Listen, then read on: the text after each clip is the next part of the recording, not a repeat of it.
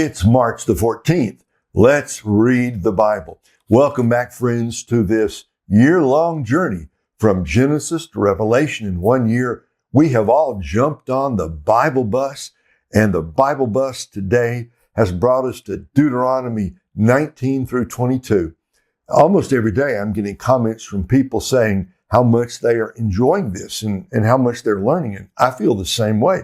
Though I have been reading and studying the Bible all my life, every day now, every single day, God shows me something new and exciting from His Word. So much fun to do this together with you. Now, today, in this section of the book of Deuteronomy, we're going to hop, skip, and jump through a great many instructions that Moses is giving to the children of Israel. These are the laws they are going to need to follow after Moses is gone. Joshua takes over, and the people of God cross the Jordan River after the 7 years it's going to take to conquer the land. As they settle down and take possession of the land, these are the laws that are going to make them successful. And we begin in Deuteronomy 19 with a word about the cities of refuge.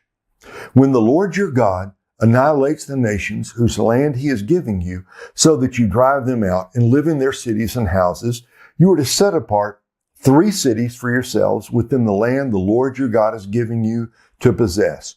You are to determine the distances and divide the land the Lord your God is granting you as an inheritance into 3 regions, so that anyone who commits manslaughter can flee to these cities. Here is the law concerning a case of someone who kills a person and flees there to save his life, having killed his neighbor accidentally without previously hating him. If, for instance, he goes out into the forest with his neighbor to cut timber, and his hand swings the axe to chop down a tree, but the blade flies off the handle and strikes his neighbor so that he dies, that person may flee to one of these cities and live.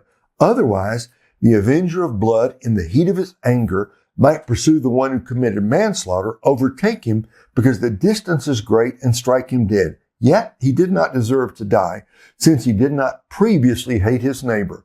This is why I am commanding you to set apart 3 cities for yourselves. If the Lord your God enlarges your territory as He swore to your ancestors and gives you all the land He promised to give them, provided you keep every one of these commands I am giving you today and follow them, loving the Lord your God and walking in His ways at all times, you are to add 3 more cities to these 3. In this way, innocent blood will not be shed, and you will not become guilty of bloodshed in the land the Lord your God is giving you as an inheritance. But if someone hates his neighbor, lies in ambush for him, attacks him, and strikes him fatally, and flees to one of these cities, the elders of his city are to send for him, take him from there, and hand him over to the avenger of blood, and he will die. Do not look upon him with pity, but purge from Israel the guilt of shedding innocent blood, and you will prosper. Do not move your neighbor's boundary marker established at the start in the inheritance you will receive in the land the Lord your God is giving you to possess. One witness cannot establish any iniquity or sin against a person, whatever that person has done. A fact must be established by the testimony of 2 or 3 witnesses. If a malicious witness testifies against someone accusing him of a crime, the 2 people in the dispute are to stand in the presence of the Lord before the priest and judges in authority at that time. The judges are to make a careful investigation. And if the witness turns out to be a liar who has falsely accused his brother, you must do to him as he intended to do to his brother. You must purge the evil from you. Then everyone else will hear and be afraid, and they will never again do anything evil like this among you. Do not show pity. Life for life, eye for eye, tooth for tooth, hand for hand, and foot for foot. Deuteronomy chapter 20. When you go out to war against your enemies and see horses, chariots, and an army larger than yours, do not be afraid of them, for the Lord your God, who brought you out of the land of Egypt, is with you.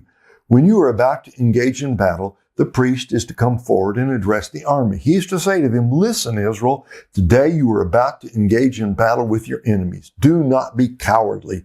Do not be afraid, alarmed, or terrified because of them. For the Lord your God is the one who goes with you to fight for you against your enemies to give you victory. The officers are to address the army. Has any man built a new house and not dedicated it? Let him leave and return home. Otherwise, he may die in battle and another man dedicate it. Has any man planted a vineyard and not begun to enjoy its fruit? Let him leave and return home. Otherwise, he may die in battle and another man enjoy its fruit. Has any man become engaged to a woman and not married her? Let him leave and return home. Otherwise, he may die in battle and another man marry her. The officers will continue to address the army and say, is there any man who is afraid or cowardly? Let him leave and return home so that his brothers won't lose heart as he did. When the officers have finished addressing the army, they will appoint military commanders to lead it. When you approach a city to fight against it, make an offer of peace. If it accepts your offer of peace and opens its gates to you, all the people found in it will become forced laborers for you and serve you. However, if it does not make peace with you, but wages war against you, lay siege to it. When the Lord your God hands it over to you, strike down all its males with the sword. But you may take the women, dependents, animals, and whatever else is in the city, all its spoils as plunder. You may enjoy the spoil of your enemies that the Lord your God has given you.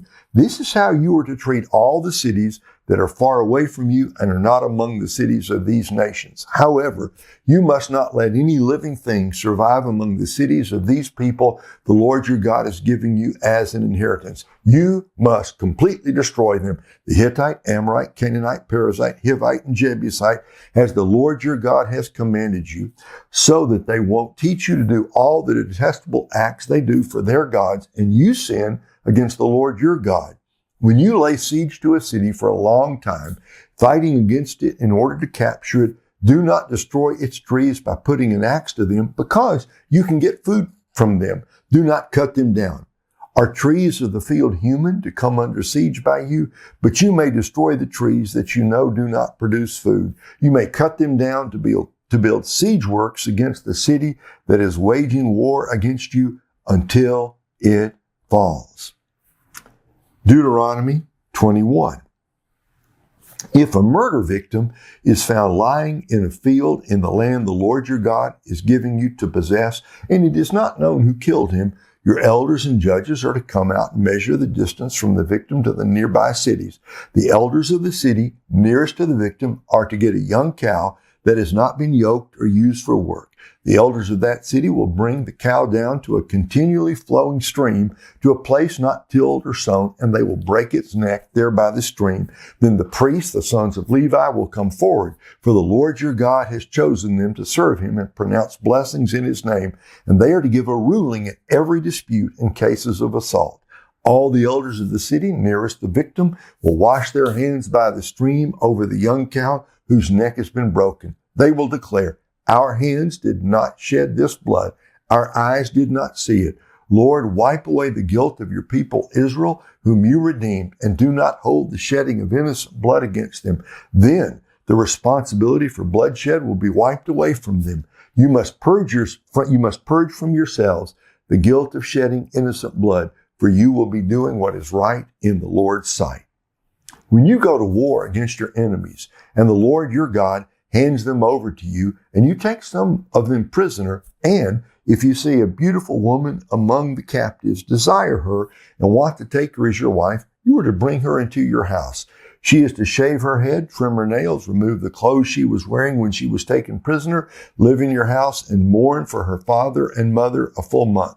After that, you may have sexual relations with her and be her husband, and she will be your wife. Then, if you are not satisfied with her, you are to let her go where she wants, but you must not sell her or treat her as merchandise, because you have humiliated her.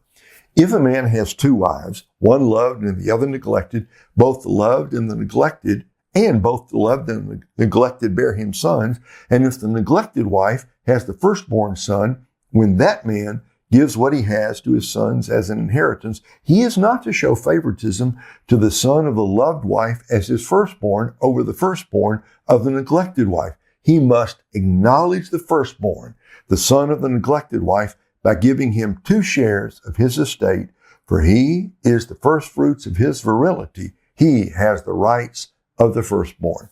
If a man has a stubborn and rebellious son who does not obey his father or mother and doesn't listen to them even after they discipline him, his father and mother are to take hold of him, and bring him to the elders of his city, to the gate of his hometown. They will say to the elders of his city, "This son of ours is stubborn and rebellious. He doesn't obey us. He's a glutton and a drunkard." Then all the men of his city will stone him to death. You must purge the evil from you, and all Israel will hear and be afraid. If anyone is found guilty of an offense deserving the death penalty and is executed, and you hang his body on a tree, you are not to leave his corpse on the tree overnight, but you are to bury him that day, for anyone hung on a tree is under God's curse. You must not defile the land the Lord your God is giving you as an inheritance. Deuteronomy 22. If you see your brother Israelite's ox or sheep straying, do not ignore it. Make sure you return it to your brother. If your brother does not live near you or you don't know him, you are to bring the animal to your home to remain with you until your brother comes looking for it. Then you can return it to him. Do the same for his donkey, his garment, or anything your brother has lost and you have found. You must not ignore it. If you see your brother's donkey or ox fallen down on the road, do not ignore it. Help him lift it up. A woman is not to wear male clothing, and a man is not to put on a woman's garment. For everyone who does these things is detestable to the Lord your God. If you come across a bird's nest with chicks or eggs, either in the tree or on the ground along the road, and the mother is sitting on the chicks or eggs, do not take the mother along with the young. You may take the young for yourself, but be sure to let the mother go free, so that you may prosper and live long. If you build a new house, make a railing around your roof, so that you don't bring blood guilt on your house if someone falls from it. Do not plant your vineyard with two types of seed. Otherwise, the entire harvest, both the crop you plant and the produce of the vineyard, will be defiled. Do not plow with an ox and a donkey together. Do not wear clothes made of both wool and linen. Make tassels on the four corners of the outer garment you wear. If a man marries a woman, has sexual relations with her, and comes to hate her, and accuses her of shameful conduct, and gives her a bad name, saying, "I married this woman and was intimate with her, but I didn't find any evidence of her virginity," the young woman's father and mother will take the evidence of her virginity and bring it to the city elders at the city gate. The young woman's father will say to the elders, "I gave my daughter to this man as a wife, but he hates her. He's accused her of a shameful conduct, saying, 'I didn't find any evidence of your daughter's virginity, but here is evidence of my daughter's virginity.' They will spread out the cloth before the city elders. Then the elders of that city will take the man and punish him. They will also fine him 100 silver shekels and give them to the young woman's father, because that man gave an Israelite virgin a bad name. She will remain his wife. He cannot divorce her as long as he lives. But if this accusation is true and no evidence of the young woman's virginity is found, they will bring the woman to the door of her father's house, and the men of her city will stone her to death, for she has committed an outrage in Israel by being promiscuous while living in her father's house. You must purge the evil from you. If a man is discovered having sexual relations with another man's wife, both the man who had sex with the woman and the woman must die. You must purge the evil from Israel. If there is a young woman who is a virgin engaged to a man, and another man encounters her in the city and sleeps with her, take the two of them out to the gate of that city and stone them to death. The young woman because she did not cry out in the city, and the man because he has violated his neighbor's fiancée. You must purge the evil from among you. But if the man encounters an engaged woman in the open country and he seizes and rapes her, only the man who raped her must die. Do nothing to the young woman because she is not guilty of an offense deserving death. This case is just like the one in which a man attacks his neighbor and murders him. When he found her in the field, the engaged woman cried out, but there was no one to rescue her. If a man encounters a young woman, a virgin who is not engaged, takes hold of her and rapes her, and they are discovered, the man who raped her is to give the young woman's father 50 silver shekels, and she will become his wife because he violated her. He cannot divorce her as long as he lives. A man is not to marry his father's wife. He must not violate his father's marriage bed. There's a lot here. Always there's a lot here. God takes seriously these moral issues, particularly about sexual purity and honesty, false accusation. God takes it seriously. In our day, maybe we don't take these things as seriously as we ought to, but God does. His commandments are to be followed and to be honored. So today, let's go out and let's live for the Lord. Let's try to be obedient. Let's do the right thing. Let's treat people the right way all day long. God will bless us if we do. So this is the word of the Lord. Come back tomorrow. We're going to keep reading in the book of Deuteronomy. God bless you, folks. Have a wonderful day. See you back here tomorrow.